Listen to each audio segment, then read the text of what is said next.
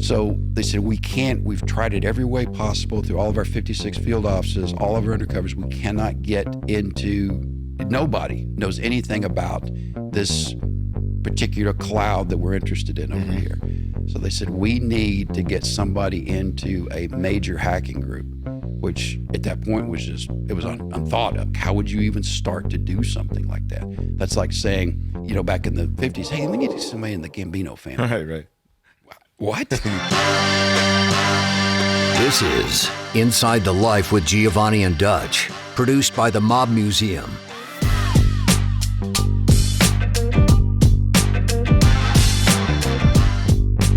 Giovanni, Rocco, and Dutch McAlpin are former police and federal task force operatives. They infiltrated drug cartels, outlaw motorcycle groups, and the mafia.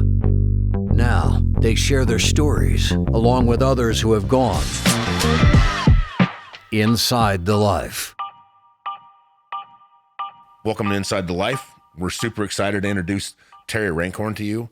Terry was a 20-year undercover employee for the FBI. He was an FBI agent. He talked about developing how he got into doing cybercrime, how he joined the FBI once he was inside the FBI. Of course, I don't think he realized how impactful his career would be in the cyber unit of the FBI. We both have learned a lot from him. We continue to learn from him. Yeah, my short time with Terry was so impactful that I documented it in my book. That says it all right there.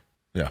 This is a friend of ours, Terry Rankhorn, and we hope you enjoy this episode of Inside the Life. I think a lot of people don't know even how do you start in the FBI, much less how do you get into a career where you end up working undercover. But maybe you could kind of take us through how you joined the FBI and which direction your career took you. Absolutely. First, I'd like to say I'm honored to be here, truly. You guys are just fantastic guys, great careers. The fact you'd have me on, again, I'm honored. Thank you. But to speak directly to your question, I joined the FBI because my mother worked for a police department when she was younger, and I would hear stories about, these FBI guys, you should see it. To her, they're like Navy SEALs, NFL player, all rolled into one, And so I always sort of carried that in my mind. And I came from a very, very, very poor area in Tennessee. Grew up, in fact, lived in a condemned house for a while when I was a child. Graduated high school and thought, as much as I hate school, you think I'm going to pay someone to go to college? No way. Those are suckers. I'm going to go in the Navy and see the world. And figured out pretty quickly what your life was going to be like if you didn't get your degree as a lower enlisted. When I was in my bachelor's degree program, I was in Hawaii, and I went to the FBI to speak to a recruiter saying, hey, I'm working long here. I have a top secret clearance. I think I'll have my degree. And oh my God, that recruiter, he was the most pompous, arrogant, condescending. Really? I think I remember. And I thought, I don't want any part of this organization. Yeah. Subsequently, in my master's program, I had a professor whose boyfriend was a FBI agent. Totally different experience. And I found out he was more the standard. The other guy was an outlier. Okay. He probably had lost his gun, and that's why he was stuck so,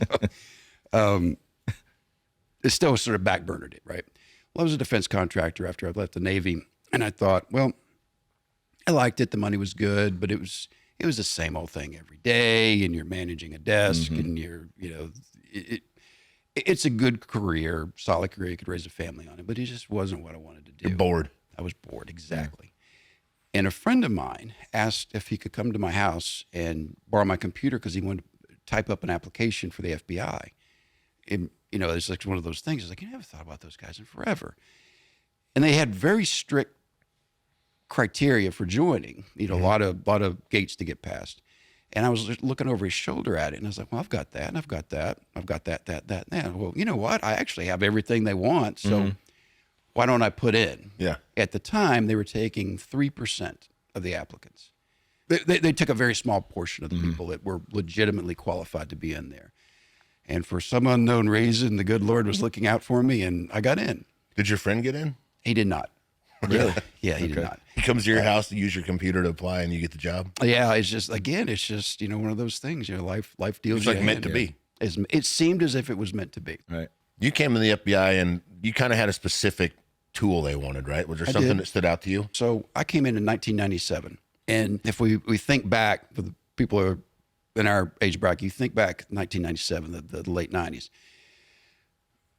hate crimes, the terrorism, the Oklahoma City bombing, that was forefront on everybody's mind, right? The white supremacists, the anarchists. This was leading up to Y2K. You know, the world's going to end, all this.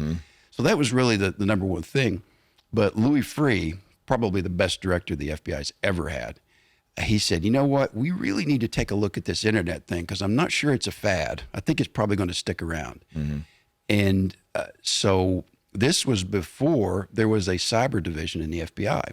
So computer crimes, hacking, so forth, that was actually just worked off the white collar crime squads, the same squads that some commits bank fraud or writes bad checks or whatnot.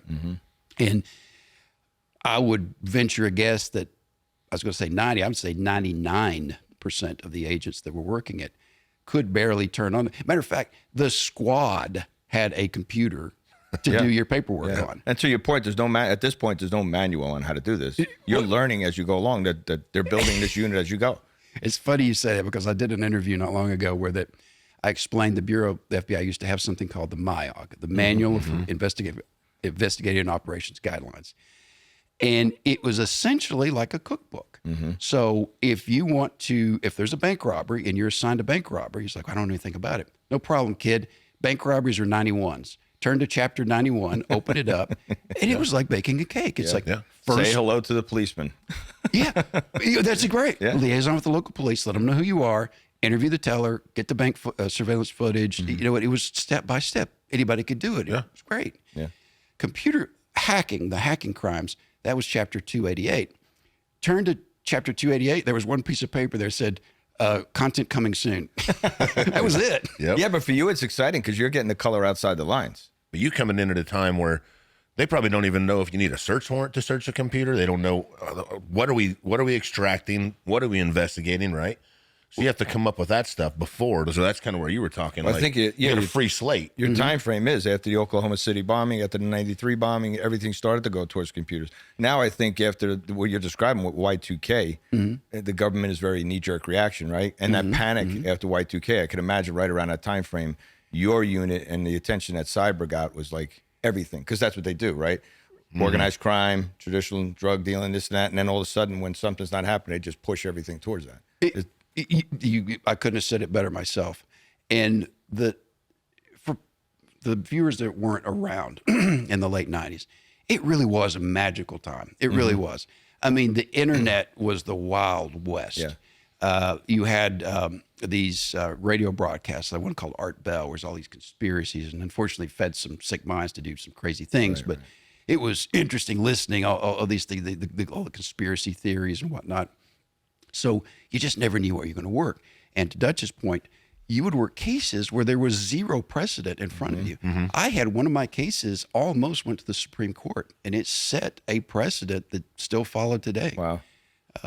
Where that essentially, in the right circumstances, you could hack into a person's computer and take evidence and use it in court. You got to develop the process for working the cases, and it was some of the best years of my life. What were some of the first cases? Like, what's an example of something you looked at? Well, my first office was Salt Lake City, which Salt Lake City, Utah, covered Idaho, Utah, and Montana. 3 states, one office we covered. So as you might imagine, thinking of that geography, we had more than our share of domestic terrorism issues, and I was on the domestic terrorism squad. Okay. So that really consumed most of my time. But then the white collar squad said, hey, we got saddled with this, they call it NIPSI, National Infrastructure Protection Center. That was prior to Cyber Division. That was the computer crimes. And they said, does anybody know how to essentially turn a computer on? I was like, well, that's what my master's is in. You know, I could probably help out a little bit.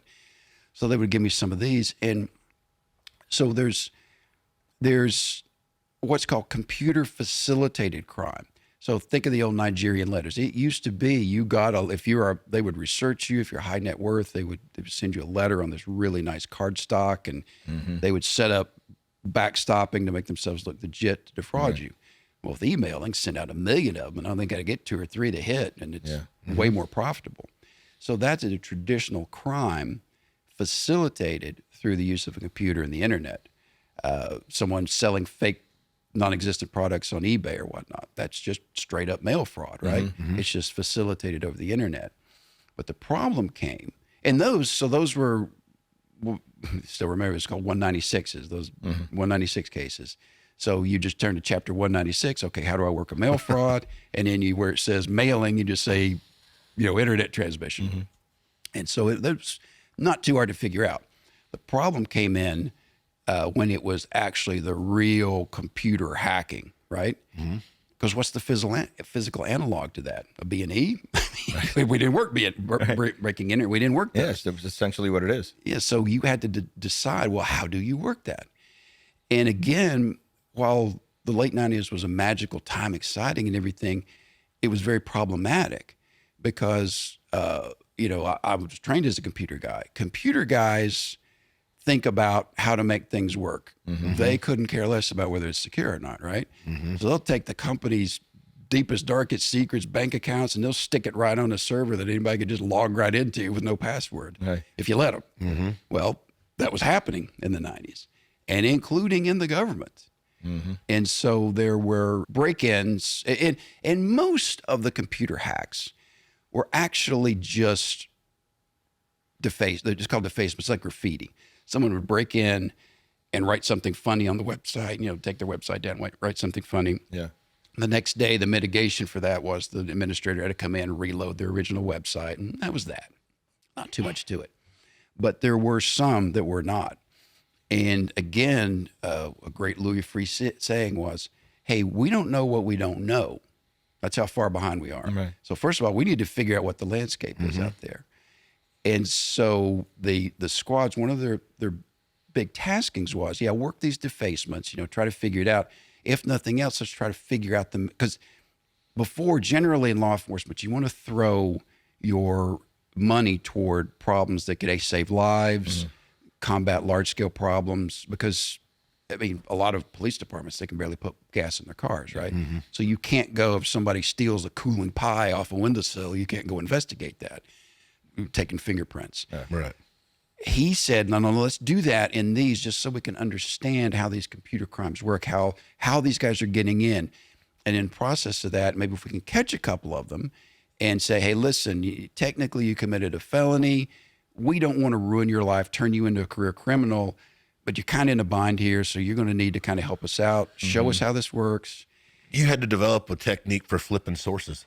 That's right. Sources are what we did in every single investigation. So now you had to figure out how to flip a source, huh? Now that's a good point. You guys, the true, real police, the real street guys, you understood sources because, I know Giovanni, he grew up, they were his next door neighbors, right? So you understood. And these sources, they're they were robbing trucks. They were, doing all manner of things. They knew the deal. But what about when that source is a 17-year-old kid who was, never left his room and he played Xbox all day? Right. How do you develop a guy like that? How do you run a guy like that? How do you manage a guy like that? How do you keep that guy from going and doing something crazy, right? So there was certainly a challenge to that. But once we did that, then we started to see, like if you've got truck robberies, truck hijackings in the city, those are bad, take onesie twosies. But then if you start seeing a pattern, like every time a truck leaves this one warehouse, it's always hijacked across town between these two streets. You start to see something like there's something else here. And so the FBI, in conjunction with Defense Criminal Investigative Service, DCIS, Air Force OSI, and another three-letter agency said, hey, let's aggregate our information and look what we're seeing. And there were some very troubling trends having to do with government systems. So they said, we've got to figure out more about this. Well, all of these sources, all of these young guys, 20-year-olds, first of all, we started developing profiles on them. And it was funny. There was a lot of things that were definitely like right in the middle of that ANOVA, where I always said we could cut computer crime in half if we opened a covert dating service and just got these guys dates. But, which I still hold to that, by the way. But there were things that were very troubling. Like, I don't know, this can't be random.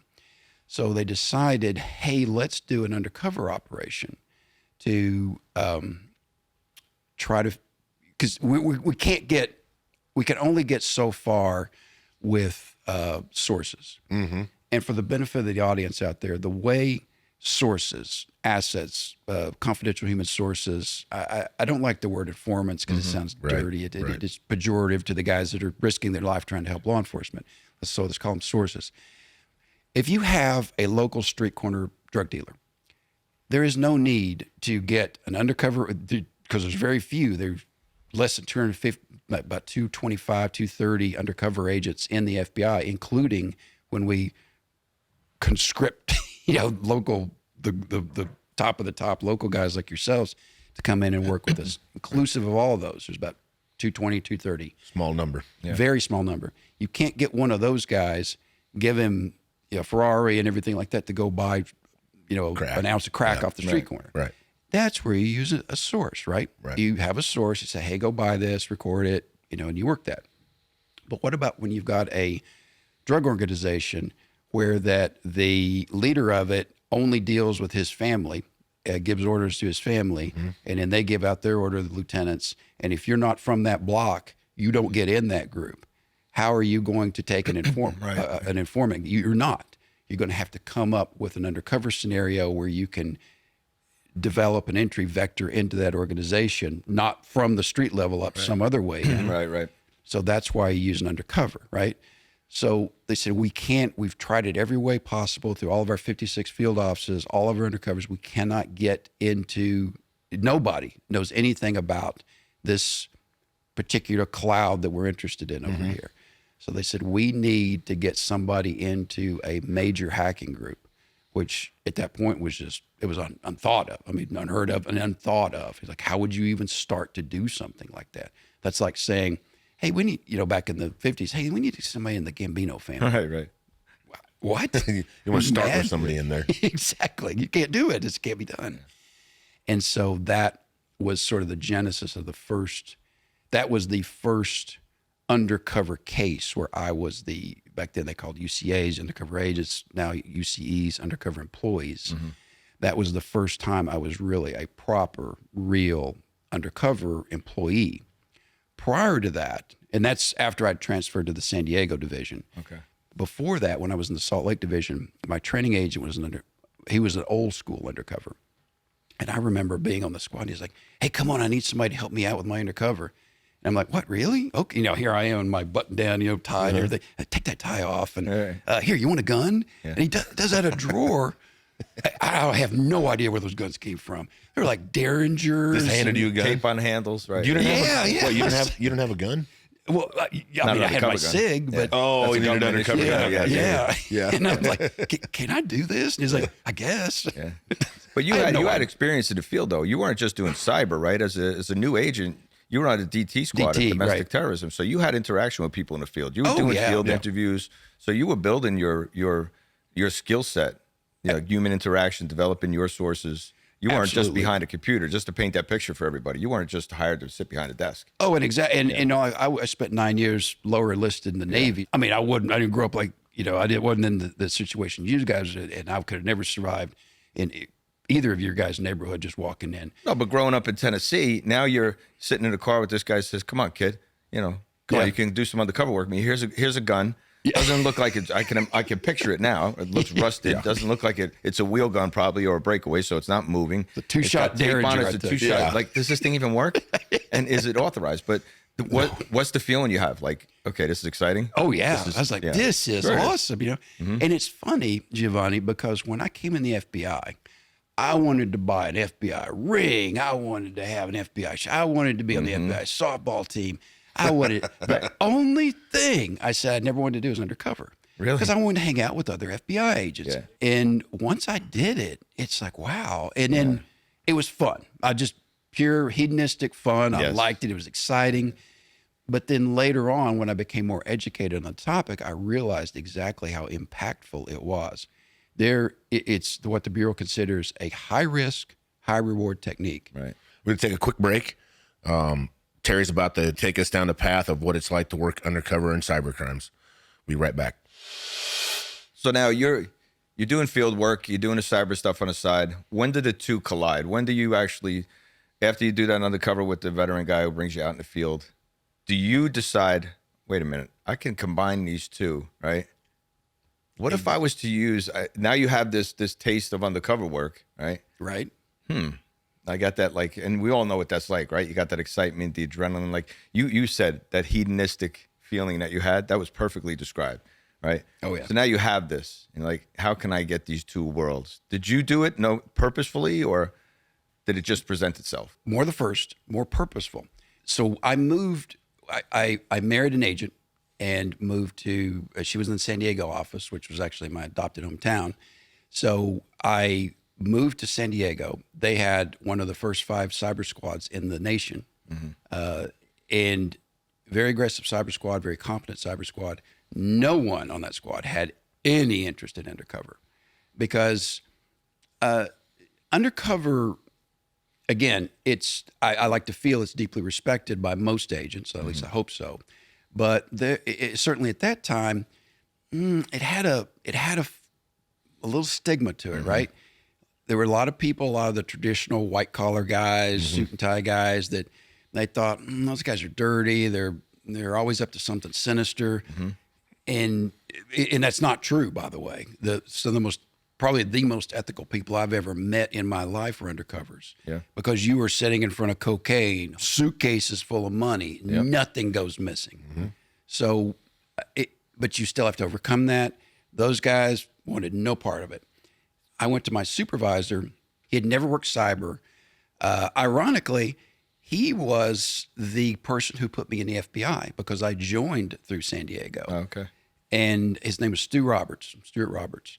And we are friends to this day. I mean, I don't want to say he was like my father. He was like my big brother. He was like that really good big brother that always gives you really great advice.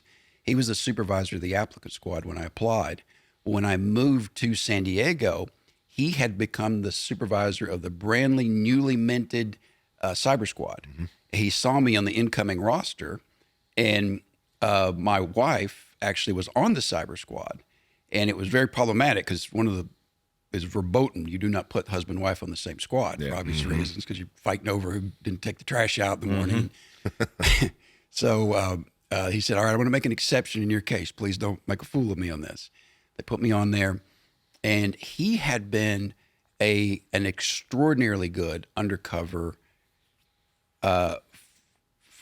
he did telephonic undercovers. And he was he was an extraordinarily great undercover case agent. A case agent is like the general contractor for a case. They run everything. They employ the undercover agents or undercover employees. They employ the translators. They employ the financial analysts to go through the records, and they sort of aggregate everything, deal with the assistant U.S. attorney, prosecutor, and they make everything happen, take it to trial. The undercover operation he developed was called Senior Sentinel, where they absolutely decimated the crooked telemarketer community that was going after the elderly in the mid-90s. So he was very, very, very receptive. When I came in, I said, Stu, this is virgin ground. Nobody is doing undercover against these guys. They'll never see it coming. And that's huge, by the way. If you have a target that has been infiltrated by undercovers and then infiltrated again and infiltrated again, it becomes exponentially harder each time. Sure. When you have a group that is just, they're used to just operating with impunity, then that can be a blind spot to them. And I won't get into our tradecraft and our methodology and everything like this, but think about it this way. If a street corner drug dealer did background checks on every single person that bought drugs from them, those guys would never go to jail. Yeah, but they'd be out of business, right? So there's always a way to do these things. But when their safeguards are much down, there's many, many, many more ways, and it's much easier to do it. So he thought on it, and he sort of put that on the back shelf. And then when these other agencies got together, we would have working groups. He actually brought up to them, he said, listen, have we thought about trying to embed someone in one of these groups? And at this point, I was not a certified undercover agent. And that's a really big deal in the FBI. Yeah, huge. It is. We've only had one undercover killed in the entire history of the FBI, and he was uncertified.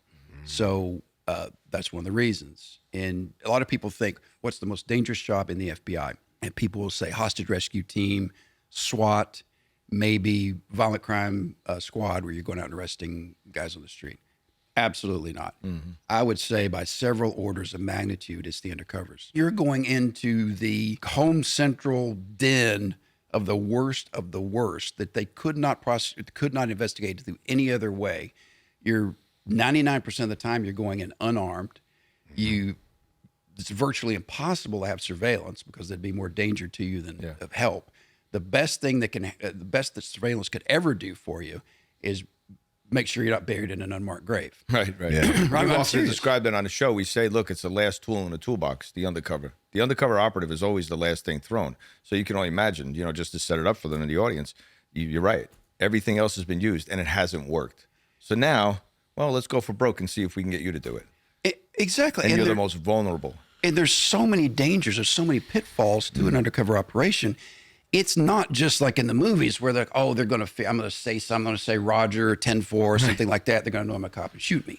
Usually your biggest danger is the incidental danger, because you go into some of these places and you got two idiots wrestling on the ground over a gun because they're drunk and the thing goes off. You get someone that sees you from across the room and you look like the guy that stole his girlfriend in high school and he just hates you immediately. Or it could be any number of things. I remember the first undercover operation I did in Louisville when I transferred there. It was against an extremely violent gang in the projects in Louisville. And I was going to be a money launderer. I was going to help them clean up some of their cash. They had a cash problem. They had too much cash and didn't understand how to spend it. They had a lifetime supply of groceries, as they say on Ozark. So I'd come up with a strategy, and I was going to meet with a very high-level guy in the gang. And it's almost like out of one of these comedy movies where it was like 2 minutes before I'm going. Actually, I was in, and they're clearing out of there. And the case agent says, oh, I'm going to show you something. He shows me a mugshot, and he said, listen, if this guy shows up when you're having a meeting, run, because this guy put a hit out on this guy, and if he shows up, he'll kill. He's going to kill, but he'll kill everybody in the room. And I'm like, are you kidding me? But good luck. Now, what are you telling me this? Get it done. And so now I forgot everything in the scenario.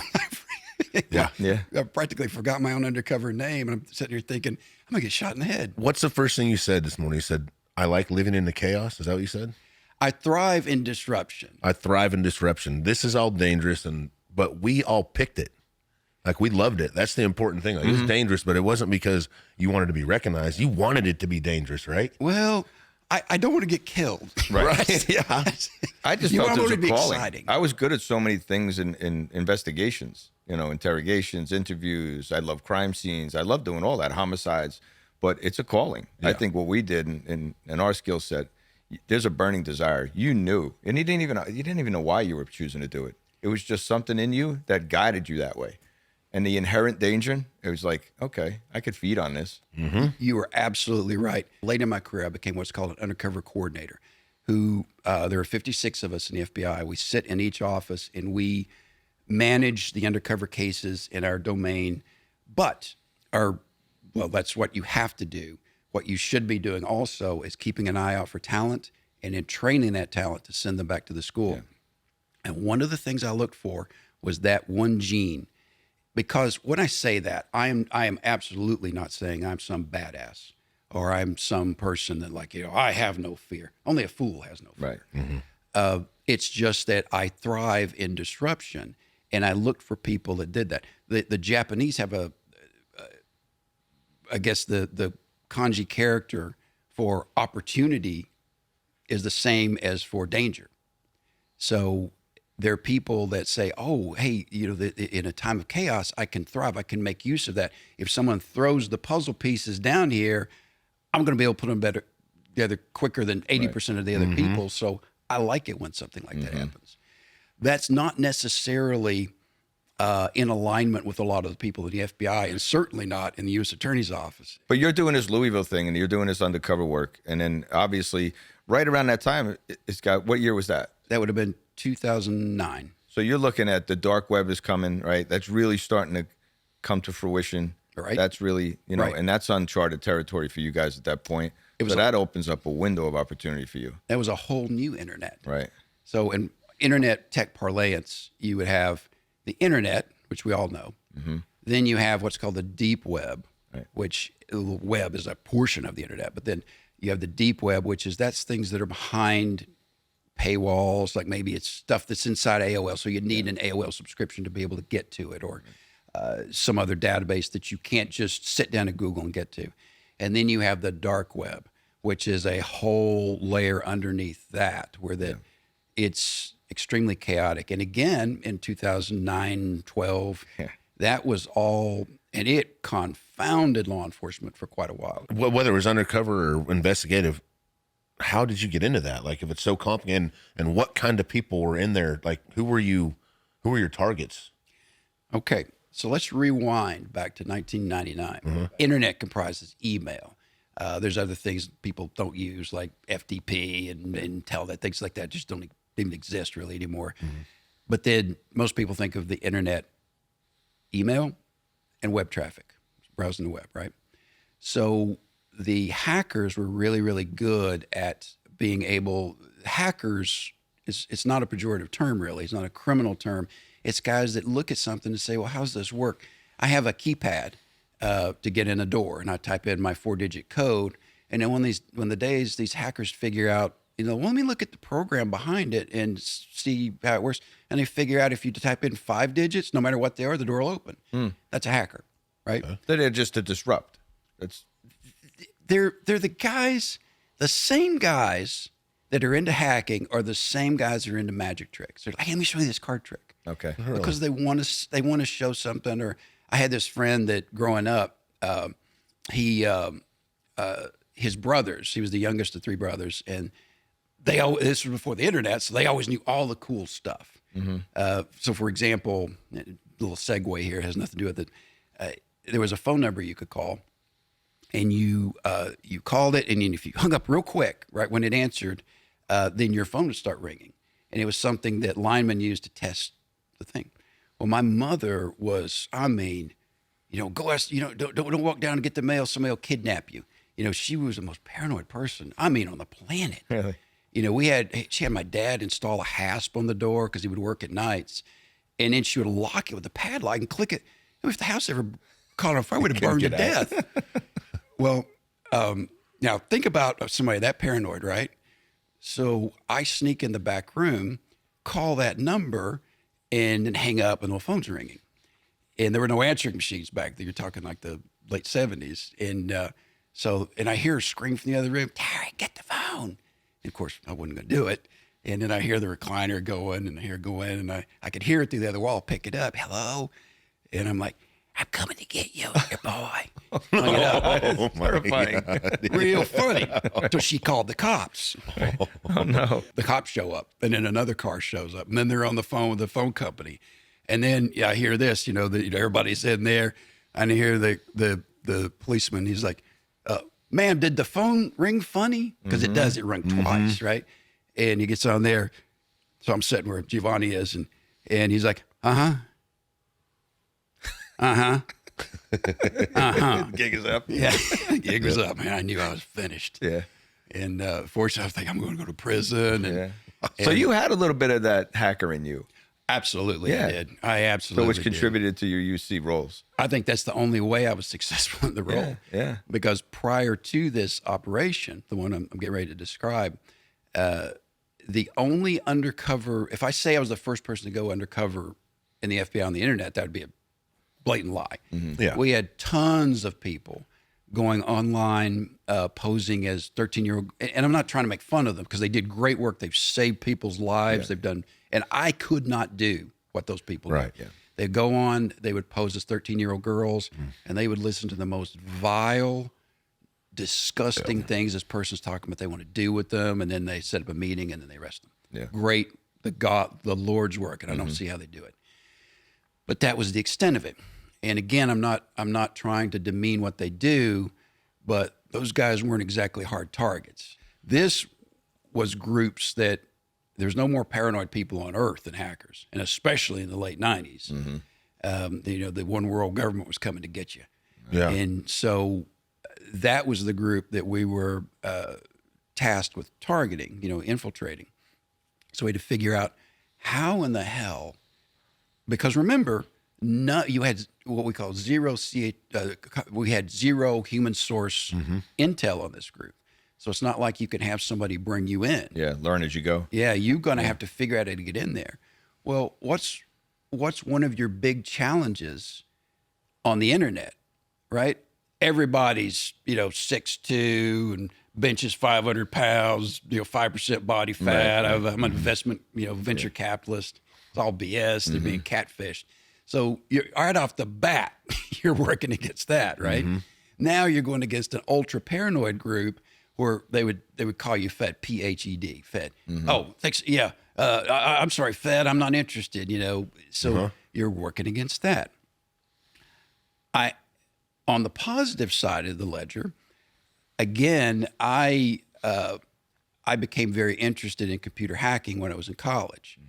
Fortunately, I had enough years, and I was really bad about practical jokes and stuff like that early in my Navy career, and I figured out they tolerate absolutely zero nonsense in there. For example, in the submarines, I went in submarine school, and a guy across the hall, his class moved out. Well, there's a vacant room, or going to be a vacant room. I take a piece of that silver duct tape, and I go over and say, "Hey, man, what boat are you going to?" And I stick it over the latch thing, and he's like, "Oh, we're going here." He's like, "Well, good luck on that." Shuts the door. It didn't latch. I go in that night, and you remember those big 7-Eleven half-a-gallon soda Slurpees? cups? Yeah. I had one of those cups, and I filled that thing with water, and there was a bathroom in it, and I put it up over the edge. Well, a chief petty officer, who's the last guy you want to pick a fight with, he goes in to inspect the room. The thing just soaked. Oh, God. And I mean, they had a full-on investigation. It was like a murder investigation. And I was like, okay, good God, good Lord, get me out of this. I swear I'll never.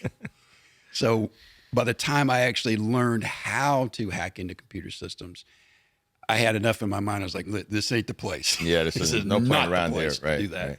So I was really lucky. By that point, I had finished a tour on a submarine. I'd gone to shore duty to teach. At the shore installation, I made friends with the systems administrator that just got a new computer system. He kept the old one online for me. He said, "Hey, hack away. Do whatever you want to do. You can't hurt anything, and you got my full permission." So I got to go just crazy. So I really learned how to hack into this stuff. And I really loved it because you have to understand the mindset. I can ride a motorcycle. I've owned several motorcycles. There is zero chance I can infiltrate a motorcycle, outlaw motorcycle gang because I didn't grow up with them. I don't understand how they think. I don't think that way, and I don't believe that I could think that way to fit in. I would always stand out. But with these hackers, I understood.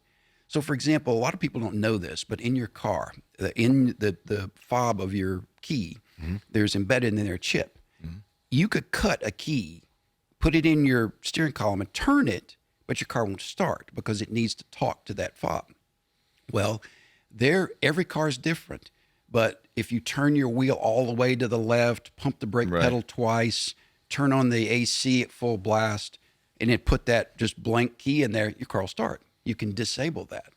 That kind of thing, I just loved it. It was fun and interesting. And now I know something that, it's like God spoke to you and said, hey, you know something that other people don't know. So I loved it.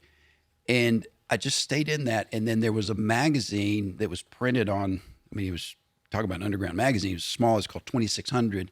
And it would have all these little hacks, and you'd get it once a month and read it.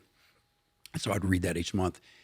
And when I married my wife, married her here in Las Vegas at the biggest hacker convention in the world. It's called DEF CON. It happens in August. I actually married her at DEF CON. Wow. Okay. And I wasn't formally undercover, but we were in what's called non-attributable status. I wasn't attending as an FBI agent. Okay.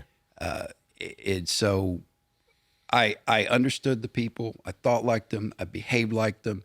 And that allows you to anticipate the behavior that you need to exhibit to fit in. Terry, we got to take a quick break. We'll be right back after this. You were talking about the type of people that work undercover, the type of sources that we use undercover, and I think you were kind of leading into what were you doing undercover in our cyber? How do you set up an undercover cyberspace? So that's a very good question. The challenge was, it's like, how do you do that? How do you backstop that? How do you ingratiate yourself? So they took, there was an agent from the Dallas office, an agent from the Los Angeles office, myself, and then two other agencies put in agents. Within a few months, in all fairness, the guy from Dallas, his management pulled him because another challenge with undercover is like, well, what are you doing for us? You're working on this case for LA, and what are you doing for us? Mm-hmm. So it's not fair to say he didn't make it, but everyone else got burned. And it remained me and one other agency personnel agent that we finally got into these groups. And we got in by listening. That's huge. Listen, mm-hmm. What are these guys talking about? Talk about the same thing. Don't be alerting to them. Just the normal things that we always talk about. Are you in like a chat room or something? Or yeah, it was 100% online. There was zero physical interaction, which is good and it's bad. Right, because you're reading text. That's all you're getting is text, and you have to get inflections. You have to get body language. You have to read everything. That's human exactly behavior right. over text. It's exactly right. You don't have the benefit of showing up with a $40,000 watch or having a bodyguard or something that lends credibility. You have to convince people purely through the chat room text. It's called IRC back then, that you are who you are. But what I thought is like, okay, got it, but everybody else is doing that. The real people are doing that. So there must be a path to get it done. And then part of that was being able to demonstrate your skills, because very early on, they're like, show me what you could do. Well, we had a very, and I don't want to get too much into what we can and can't do, but you can be granted authority to commit crime. Yep. It's called otherwise illegal activity. It's just you have to keep really close track of what you do, and anything you harm the public with, you have to make them 100% whole at the end of it. If I steal a candy bar from a store to show him a shoplifter, that guy needs to get paid back, probably with interest. So I did that. And they're like, okay, this guy's for real. It's who he says he is. And over time, it's just like you think you've got to work your way up. And, they know that, no, I know this guy. And then they drag you along. They bring you to another group. And eventually, we learned things. Like we learned that these big computer hacking groups that were terrorizing the internet, sweeping across the internet, we found out there weren't 4 or 5 separate groups. It wasn't like the crime families in New York.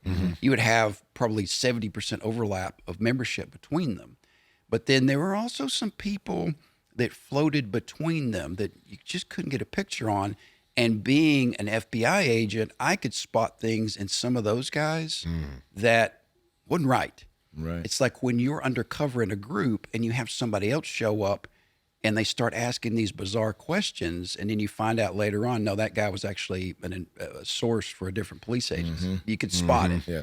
Well, that allowed me to see some actors that were in these groups that were targeting sensitive systems that it was clear they weren't 17-year-old kids. Yeah. Gotcha. So the case had some elements that I just can't talk about, but it was an extremely successful case.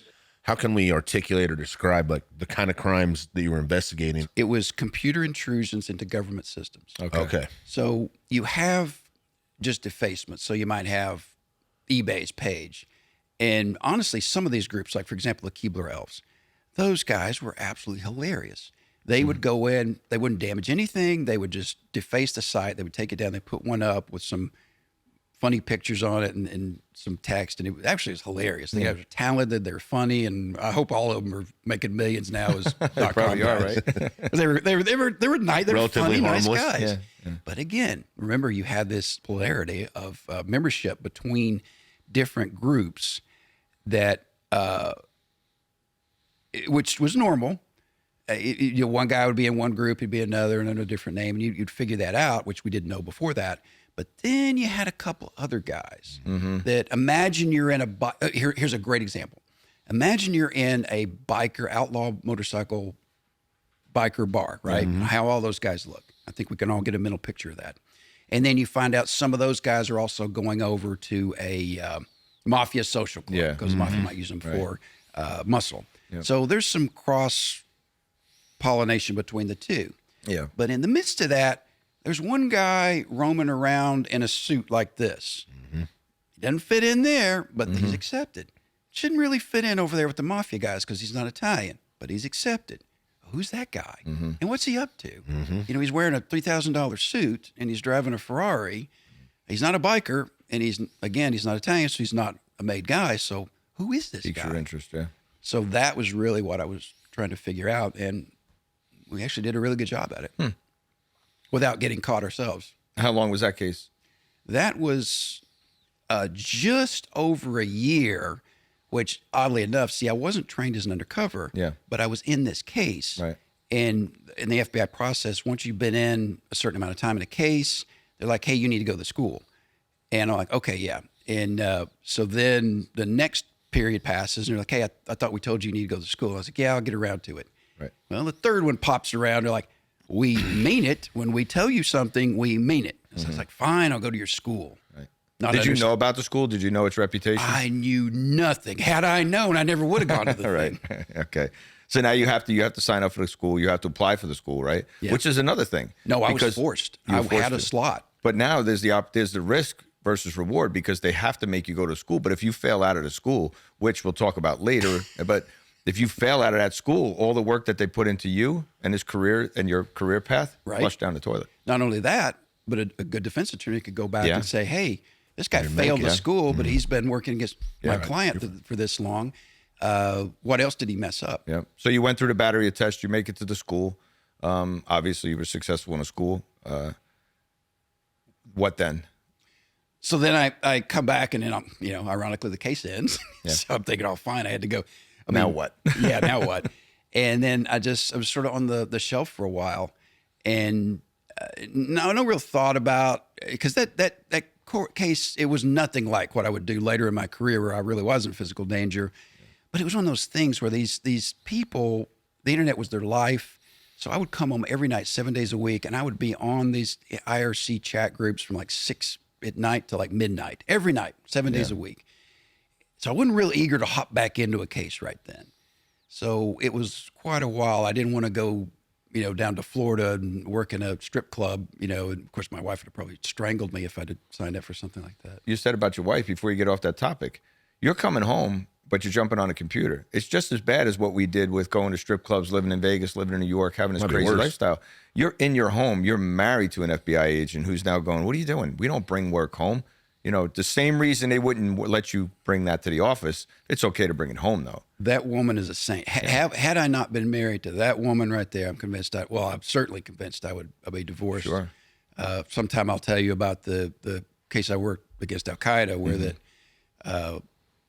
3-day case, 3.5 years later, I'm coming out, and about 2 weeks into it, we find out she's pregnant with our first kid. We knew radical Islamists were dangerous. We just didn't understand how good they were. And they 9/11 was a well-executed attack. So we understood how good they were. The case really allowed us to really get great intel from the inside. But it really did set us up for the cases like you did with Al Qaeda. I don't think you would have survived on the other side if you'd ended the training. There's no way. No. There's no way. We skipped past something about the school, and I think we're talking about the school like the rest of the audience understands. And you were a you were a supervisory special agent, you were an SSA, you were in the FBI. Maybe you can kind of bring some credibility to that. Like, how many people go through that school and make it or don't make it, and what's the purpose? Because what you were saying is they were allowing you work in an undercover operation pre-certified under special authority, but under the requirement policies of the FBI, you guys, if you're not certified by a certain time, this case is over. Can you kind of talk about what that due diligence is? Let me preface that by saying you're exactly right. And some people listening might say, hey, go to the school. Quit being, defiant. Right. Go to the school. Right. All right. It's easy to say. The school, one of the last guys I put in the school as an undercover coordinator, he was a Army Airborne. He had 2 Bronze Stars with Valor, 3 Purple Hearts. He'd been blown up with a hand grenade, saving his men. He on the field of battle, his M4 malfunctioned as far as Giovanni and I. The guy's bringing up an AK-47 to kill him. He jumps on him, draws it, and I had to stab the guy to death. I mean, he is one of the most amazing, bravest, toughest guys I ever met in my life. When he graduated that school, he told me, Terry, that was the hardest thing I ever did in my life. Yeah. That's the school. It is, they'll take 100 applicants.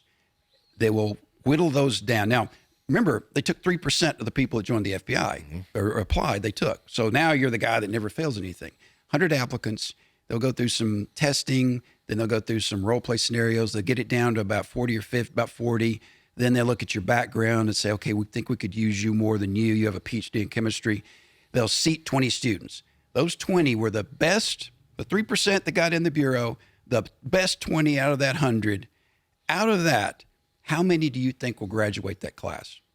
Oh, we know the answer to that. 9 to 11. Yep. I mean, and it is absolutely, I mean, it is a horrible, awful experience. I would never go through it again. Well, again, I thought it was just a regular school. And on the second night, someone came in it was in a club with pool tables, and some interaction transpired, and the guy was like, get off my stool. And I was like, how's this your stool? Yeah. Huge guy grabs me by the throat, picks me up, slams me on the pool table. My head hit the slate. I thought I had a concussion. Yeah, it's but again, before we get into too much about it, it's a risk for us to apply. This application is a huge risk. I didn't realize getting into it and applying for it. I thought, yeah, this is great, next level, you know. So I applied for it, and then I went, wait, I have to take a psychological test. But if I fail that psychological test, now you could use it against me. Now the battery of tests you went through to get the job, to be an FBI agent, to be a police officer, now you want me to go through this regularly, you know? And if I fail it, now it goes in my record, in my jacket. And that school was insane. It was intense. My first day, the second day, some dude showed up, and he was in an arm sling. This is something that, again, not giving away too much tradecraft, but we're immersed in public places, right? It's not like this is an off-site location and it's a classroom setting. You know, it's insane. You don't know who's in play and you don't know who's out of play. That's all we'll say. But you don't know. You're immersed into a world that you don't know what's reality and what's the school. It is the most amazing, intensive experience I think anyone could ever experience. Mm-hmm. There's a movie of Michael Douglas called The Game. That's the undercover school. You, at a point, you'd begin to not like, I don't know what's going on. Yeah. And we've literally had people have legitimate nervous breakdowns as students. Like had to be removed psychologically and go to a psych ward. Almost cost them the career. Legitimately go to a psych ward. Yeah. Well, the three of us all went to this school, and we thankfully somehow passed and succeeded, and then we went down our own undercover careers.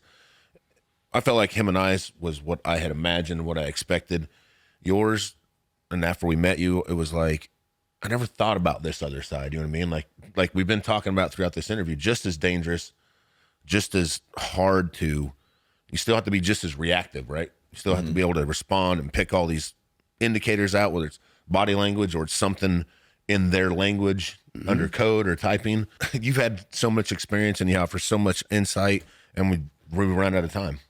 And I know we wanted to talk about that Al-Qaeda one, and I know that's intense. I know it impacted you probably more than any other case. And it did. Many ways. Just ran out of time. Terry, we appreciate you being on here. It's been an honor. It's been a pleasure.